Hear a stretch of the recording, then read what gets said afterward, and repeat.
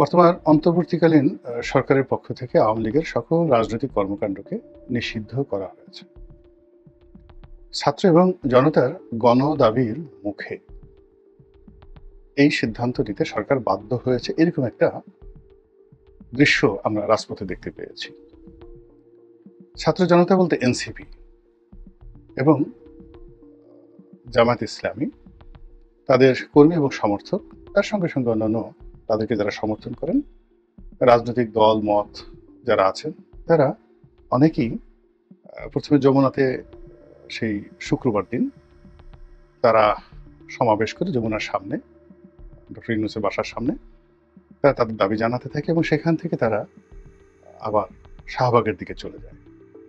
তো যমুনা থেকে যেভাবে তারা শাহবাগের দিকে চলে গিয়েছিল এবং তাদের যে আরেকটি স্থান রয়েছে ঢাকা বিশ্ববিদ্যালয়ের রাজু ভাস্কর্য, সেখান থেকে আবার সম্মিলিত হয়ে বা একত্র হয়ে তারা শাহবাগের বিস্তীর্ণ এলাকা ঘেরাও করে। ভিতরে কত লোক ছিল তা আমরা বলতে পারবো না, তবে আমি যখন কালকে রাত 9:30 পর্যন্ত ঢাকার রাজপথে ছিলাম, টেলিভিশন টকশোতে গিয়েছি, তখন যেটা দেখলাম যে একদিকে কাঁটাবন, এখানে কাঁটাতারের বেড়া দিয়ে সেখানে বন্ধ করে দেওয়া হয়েছে। বিশ্ববিদ্যালয়ের ওই এলাকা তো বন্ধ আছেই এবং ওখানে কেউ ঢুকছে না। অপর থেকে মৎস্য ভবন, তাহলে কাঁটাবন থেকে মৎস্য ভবন, আবার এইদিকে ইন্টারকন্টিনেন্টাল শুধু নয়, পার হয়ে একেবারে বাংলা মোটর পর্যন্ত বন্ধ করে দেওয়া হয়েছিল। ভিতরে কারা গিয়েছেন, কতজন ছিলেন, হাজার ছিলেন, লাখ ছিলেন না কোটি ছিলেন, সেটি প্রশ্ন নয়, কিন্তু যে বিস্তীর্ণ এলাকায় কাঁটাতারের বেড়া দিয়ে অবরোধ তৈরি করা হয়েছিল, তাতে অবস্থা দৃষ্টে মনে হচ্ছিল যে কম করে হলেও 10 লাখ 20 লাখ লোক সেখানে জড়ো হয়েছিল। কিন্তু আমরা টেলিভিশনে যে খবর দেখেছি বা যেভাবে জনসমাগম দেখেছি, তাতে এটা কি 2000 ছিল না 2 লাখ ছিল, এটা যারা দেখেছেন তারাই এটা বুঝে নেবেন। ফলে কি হলো যে বিশাল আয়োজন, এই আয়োজনের সঙ্গে সরকারের মদত ছিল এবং এটি সরকারের একটা সাজানো নাটক, এটা অনেকেই বলার চেষ্টা করেছে। কারণ হলো এখানে এই অবরোধগুলো তৈরি করা হয়েছে, এখানে সরকারের একটা গ্রিন সিগন্যাল ছিল। তারপরে যখন যমুনার সামনে ছাত্ররা জনতারা আন্দোলন করার চেষ্টা করলো, তখন সেখান থেকে তাদেরকে পানি খাওয়ানোর জন্য, তাদের উপর ঠান্ডা পানির ছিটা দেওয়ার জন্য সিটি কর্পোরেশনের যে মেহমানদারি, এটি এই বাংলাদেশে নজিরবিহীন ঘটনা। আবার সেখান থেকে ছাত্র জনতা কারো অনুরোধে বা যাকে বলা হয় স্বেচ্ছায় যেভাবে শাহবাগে এলো এবং তাদেরকে সম্মান জানানোর জন্য যেভাবে উপদেষ্টা পরিষদের জরুরি বৈঠক হলো এবং সেই বৈঠক থেকে যেভাবে তাদের দাবি দাওয়া মেনে নেওয়া হলো, এটা রীতিমতো নিদারুণ এক চিত্রনাট্য, অনেক সুন্দর একটা নাটক। কিন্তু জনগণ এই নাটক বুঝে গেছে যে এখানে কে লিখেছে, কারা লিখেছে বা কিভাবে এটা অভিনীত হয়েছে, এটাই হলো বাস্তবতা। যাই হোক, এখন কাগজে কলমে আওয়ামী লীগ নিষিদ্ধ, যারা আওয়ামী বিরোধী লোকজন তাদের উল্লসিত হওয়ার কথা, কিন্তু উল্লাসটা হচ্ছে না এবং এটা হবেও না। উল্লাস হবে আওয়ামী লীগের মধ্যে এবং সেটা হচ্ছে। এর কারণ হলো, যখন বিগত দিনে 1/11 এসেছিল, সেই 1/11 সময়টিতেও জাতীয় পার্টি এবং জামাত সুবিধাজনক অবস্থানে ছিল এবং লক্ষ্য করুন যে এখনো কিন্তু জামাত এবং জাতীয় পার্টি সুবিধাজনক অবস্থায় রয়েছে। যেখানে রাশেদ খান মেনন, তারপরে হাসানুল হক ইনু সাহেবের মতো লোক, তাদের উপর যা কিছু হচ্ছে, সেই তুলনায় শেখ হাসিনার যদি সহযোগী কেউ থেকে থাকে তাহলে জাতীয় পার্টি প্রথম। সেই তুলনায় জাতীয় পার্টি ভারতের তত্ত্বাবধানে এবং আমেরিকার তত্ত্বাবধানে সর্বোচ্চ ভালো অবস্থানে এখন আছে। আর জামাত, এখন জামাতের সবাই এক একজন সৌদি আরবের যে রাজপুত্র রয়েছেন মোহাম্মদ বিন সালমান, তাদের মতো তাদের জীবনযাত্রা এখন চলছে। তাদের ক্ষমতা আছে, জৌলুস আছে, আকর্ষণ আছে, তারা যেখানে যাচ্ছেন সেখানে ভন ভন ভন ভন করে সুবিধাবাদী যারা মাছি রয়েছেন তারা সেখানে উপস্থিত হচ্ছেন, তারা যা কিছু বলছেন সেগুলো অমীয়বাদী।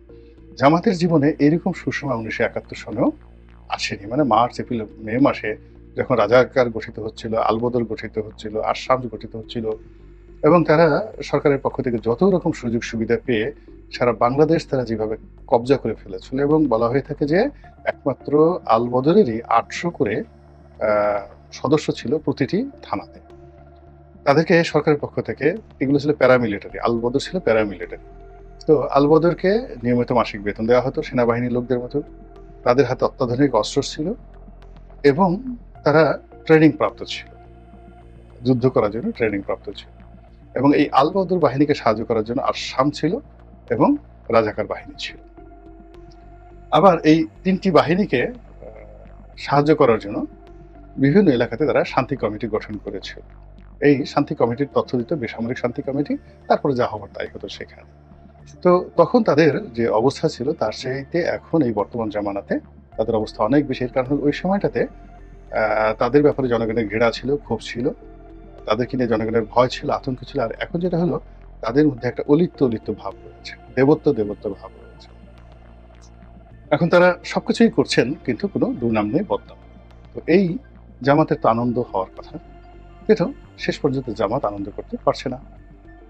আওয়ামী লীগের দ্বারা সবচেয়ে বেশি ক্ষতিগ্রস্ত দল 15 বছরে বিএনপি। সর্বনাশ করে দিয়েছে বিএনপির মামলা মোকদ্দমা, এবং সেই মামলা মোকদ্দমা এখনো পর্যন্ত উঠেনি, চলমান।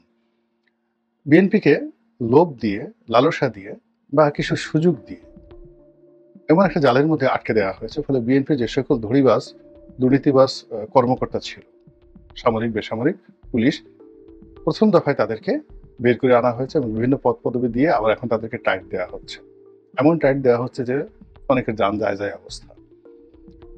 তারপর বিএনপির যে সকল চাঁদাবাজ রয়েছে তাদেরকে আকৃষ্ট করার জন্য জেলখানা খালি করে দিয়ে একেবারে সমস্ত ক্রিমিনালদেরকে বের করে দেওয়া হয়েছে, এবং এই সকল ক্রিমিনালরা বিভিন্ন এলাকা থেকে দখল নিয়েছে। এবং তারা যে কাজটি করেছে, প্রথমত তারা বিএনপিকে তাদের সাবস্টিটিউট পাওয়ার হিসেবে তারা নিয়েছে, আর সেকেন্ডলি তারা আওয়ামী লীগের যে সকল ধনাঢ্য লোকজন রয়েছেন তাদেরকেও ওখানে এস্টাবলিশ করে দিয়ে একটা সাম্রাজ্য গড়ে তুলে পুরো এলাকাতে যে ত্রাসের এবং সন্ত্রাসের রাজ্য কায়েম করেছে, যার পুরো দায় দায়িত্ব BNP, but it is pre planned and well designed.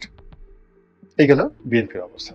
জামাতের কথা তো বললাম, এনসিপিরও একই অবস্থা। এনসিপি গঠন করার পর থেকে তারা অনেক কিছু আশা করেছিল, চেষ্টা করেছিল, কিন্তু সেই জিনিসগুলো তারা পারছে না। ফলে এখন তাদেরকে বিভিন্ন মহলের, বিভিন্ন এজেন্সির কথা অনুযায়ী কাজকর্ম করতে হচ্ছে। এনিওয়ে, এই যে আওয়ামী লীগ নিষিদ্ধকরণের যে প্রক্রিয়াটি, এটি কাদের মাথা থেকে এসেছে, কেন এসেছে, কিভাবে এসেছে, আওয়ামী লীগকে পুনর্বাসন করার জন্য, শেখ হাসিনাকে রক্ষা করার জন্য, নাকি আওয়ামী লীগ ধ্বংস করার জন্য, শেখ হাসিনাকে শিক্ষা দেওয়ার জন্য, সেটা সময় আসলে বোঝা যাবে। কিন্তু ব্যবস্থা হলো বা অবস্থা হলো, এই প্রক্রিয়ার ফলে অন্যান্য অনেকের কপাল পড়বে, কিন্তু শেখ হাসিনার এবং শেখ পরিবারের কপালে রীতিমতো চন্দনের ফোঁটা পড়েছে।